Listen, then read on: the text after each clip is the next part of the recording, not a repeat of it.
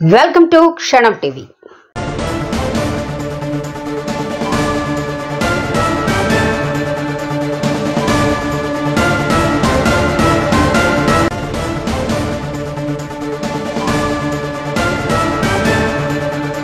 ఒక దుర్మార్గుడైన ఆఫీసర్ కూడా ఉండే మన దగ్గర జయరామిరెడ్డి అని గారు ఆడున్నాడా? ఒక దుర్మార్గుడైన ఆఫీసర్ కూడా ఉండే మన దగ్గర జయరామిరెడ్డి అని గారు ఆడున్నాడా? తెలియదు. ఆ మనిషి రికార్డులు మొత్తం మార్చి పడేశారు. ఆయన చెప్పిందే లేదు, ఎంఆర్ఓ లేదు, సబ్ కలెక్టర్ లేదు, ఏమీ లేదు, అధికారులకు ఏమీ లేదు, మొత్తం మార్చి పడేసి ప్రజల జీవితాలతో ఆడుకున్నాడు. మనం రోజు పేపర్లో చూస్తా ఉన్నాం, తుపాకీ తల మీద పెట్టి అక్కడ ఒక పోర్టుని ఆక్రమించుకున్నాడు జగన్మోహన్ రెడ్డి.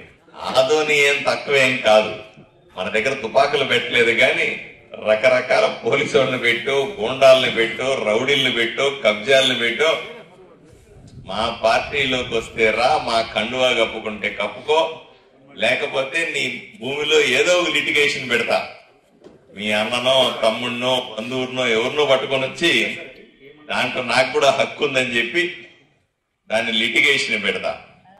ఒక దుర్మార్గుడైన ఆఫీసర్ కూడా ఉండే మన దగ్గర జయరామిరెడ్డి అని గారు ఆడున్నాడా?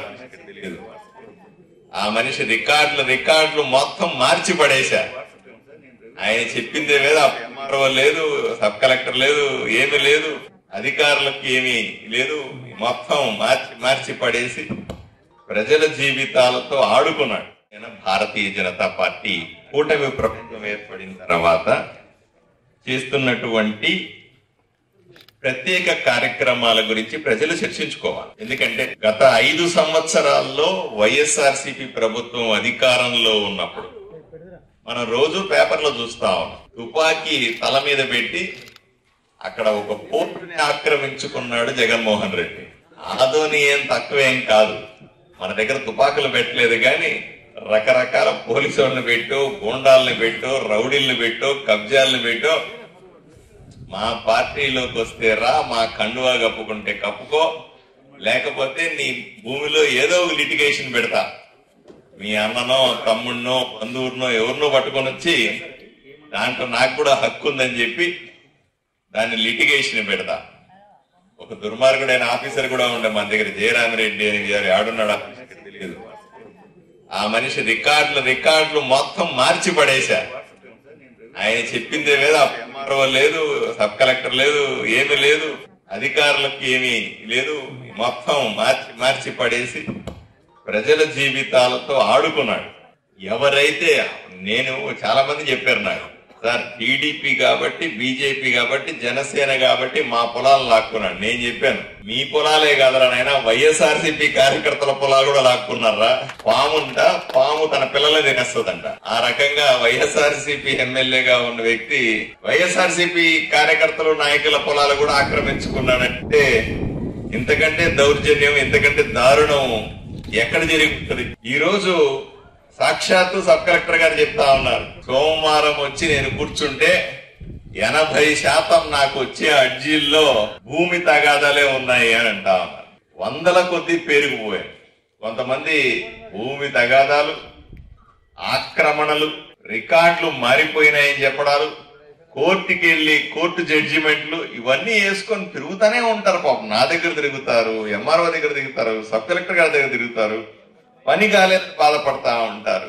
ఇవన్నీ 5 సంవత్సరాల్లో జరిగినటువంటి దుర్మార్గాలు. అందువల్లే ఈ రోజు మేము అధికారంలోకి వచ్చిన తర్వాత మా మీద ఒక బాధ్యత వచ్చింది. దీన్ని ఎలా పరిష్కరించాలా? ఇట్లా వదిలేస్తామా?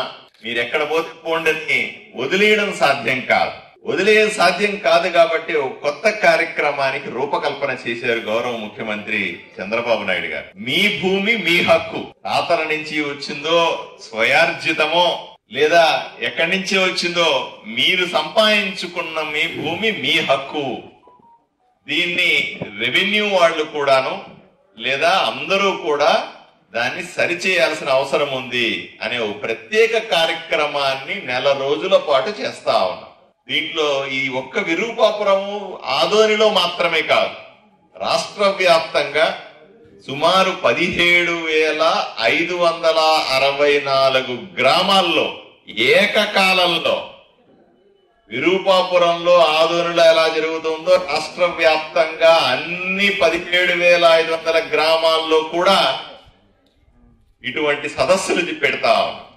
ఎంతకాలం 5 ఏళ్లుగా మీరు ఆ ఎంఆర్ఓ ఆఫీస్ చుట్టూ తిరిగేది. సార్ మా రికార్డు సరిచేయండి సార్. సార్ నా నిజంగా నా పొలమేనండి, వాడు ఆక్రమించుకున్నాడండి, నిజమే నా రికార్డులు మార్చేశారండి, రికార్డులు మార్చి మీరు ఎంఆర్ఓ ఆఫీసుల చుట్టూ తిరిగేది. ఈ రోజు కూటమి ప్రభుత్వం వచ్చిన తర్వాత ఎంఆర్ఓ ఆఫీసులో ఉన్న వాళ్ళు, సబ్ కలెక్టర్ గారు, ఇంకొక ఇన్ఛార్జ్ నోడల్ ఆఫీసర్ అనే ఒక నాగరాజు గారనే టెక్స్టైల్ ఆఫీసరు, జిల్లా అధికారి, విఆర్ఓలు, మిగతా ఆఫీసర్లు ఎంతమంది ఎంఆర్ఓ ఆఫీసులో ఉంటే అందరూ వచ్చి మీ గ్రామంలో కూర్చుంటా ఉన్నారు. మీరు అటువైపు చూడండి, ఆ టేబుల్ మీద ఎంఆర్ఓ ఆఫీసులో ఉండాల్సినటువంటి రికార్డులన్నీ కూడా తీసుకొని వచ్చి మీ గ్రామంలో కూర్చున్నారు. ఇలా కేవలం మీకు మాత్రం, మీ గ్రామంలో మాత్రమే కాదు, ఒక షెడ్యూల్ వేసుకున్నారు. ఈ 45 రోజుల్లో పొద్దున ఒక ఊరు, సాయంకాలం ఒక ఊరు, మొత్తం రికార్డులన్నీ ఎత్తుకొని పోయేది ఆ ఊరికి. ఎంఆర్ఓ పోయేది, సబ్ కలెక్టర్ గారు పోయేది, ఎమ్మెల్యే పోయేది, సర్పంచులు పోయేది, జెడ్పీటీసీలు పోయేది.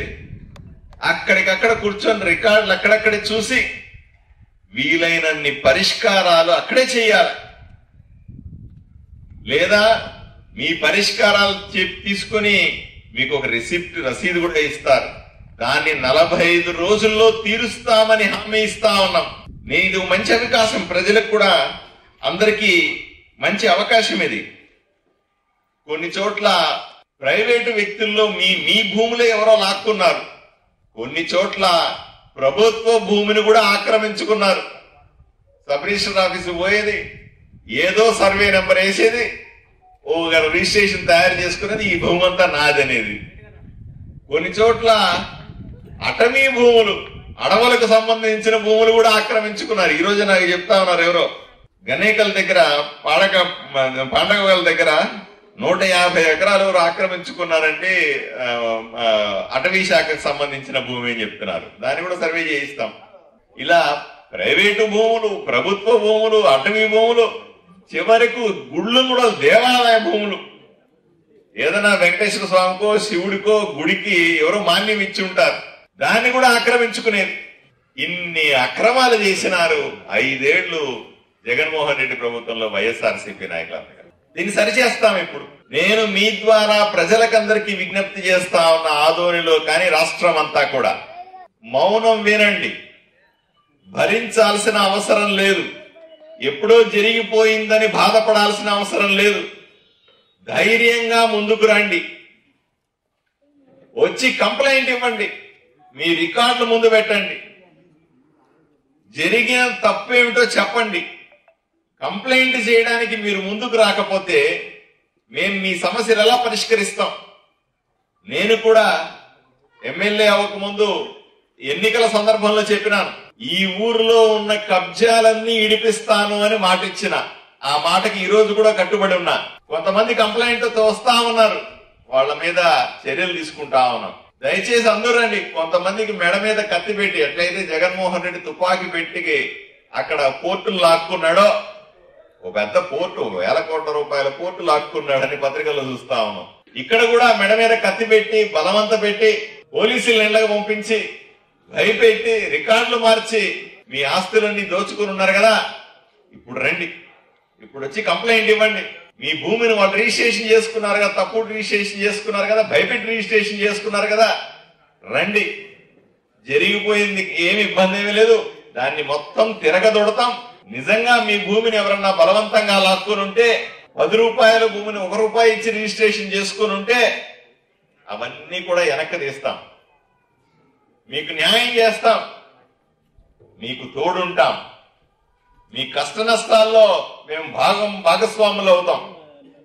ఈ ఉద్దేశంతో పెట్టినటువంటి ఈ 45 రోజుల కార్యక్రమాన్ని మీరందరూ కూడా సద్వినియోగం చేసుకోవాలా, అందరికీ చెప్పాలా. ఎందుకంటే పొద్దున పూట కదా, అందరూ పనులు పోయి ఉంటారు, మధ్యాహ్నం పనులు పోయి ఉంటారు.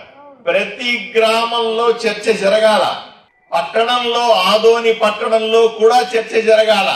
ముఖ్యంగా మండగిరి పంచాయతీ, సాదాపురం పంచాయతీ, మిగతా చోట్ల ఎక్కడైతే భూమి ధరలు విపరీతంగా పెరిగినాయో ఈ దుర్మార్గాలు మరీ ఎక్కువగా జరిగినాయి. ఎవ్వరూ భయపడద్దు, మీకు మేము తోడున్నాం. ధైర్యంగా వచ్చి ఈరోజు ఫిర్యాదు చేయండి, ధైర్యంగా వచ్చి పోలీస్ కంప్లైంట్ పెట్టండి, ధైర్యంగా మీడియా ముందుకొచ్చి కెమెరాల ముందు చెప్పండి మీకు జరిగిన అన్యాయం ఏందో. మిమ్మల్ని కాపాడుకునే బాధ్యత మాది. మీ ఆస్తులని మీకు తిరిగి చేర్చే బాధ్యత మాది అని ఈ సందర్భంగా తెలియజేస్తూ, ఈ 45 రోజుల పండుగ అని చెప్పారు సబ్ కలెక్టర్ గారు. ఒకవైపు సంక్షేమం చేస్తానే, ఒకవైపు ఆదోనిలో అభివృద్ధి చేసుకుంటానే, మరోవైపు ప్రజల ఆస్తుల్ని తిరిగి ఇచ్చే కార్యక్రమాన్ని ఈ రోజు మొదలు పెట్టినందుకు రెవెన్యూ అధికారులందరికీ కూడా ధన్యవాదాలు. ఈ సదస్సుల్లో మీరు కేవలం ఇచ్చిన తర్వాత ఇప్పటికిప్పుడు పరిష్కారం అయ్యేవి కొన్ని ఉంటాయి, నెలలో పరిష్కారం అయ్యే 45 రోజుల్లో పరిష్కారం అయ్యేవి కొన్ని ఉంటాయి, కొంచెం లేట్ అయినా పరిష్కారం అయ్యేవి చాలా ఉంటాయి.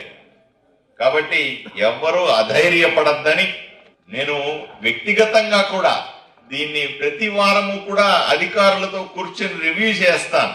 కార్యక్రమం మొత్తం అయిన తర్వాత కూడా పత్రికల వాళ్ళని పిలిచి ప్రజలందరినీ పిలిచి స్పష్టంగా చెబుతాం, ఇన్ని కంప్లైంట్లు వచ్చినాయి, ఈ రకమైన కంప్లైంట్లు వచ్చినాయి, ఈ ఊరి నుంచి ఇలా జరిగినాయి, వీటిలన్నిటినీ కూడా సరిచేస్తాం, ఎలా సరిచేస్తామో కూడా మీ అందరికీ తెలియజేస్తాం.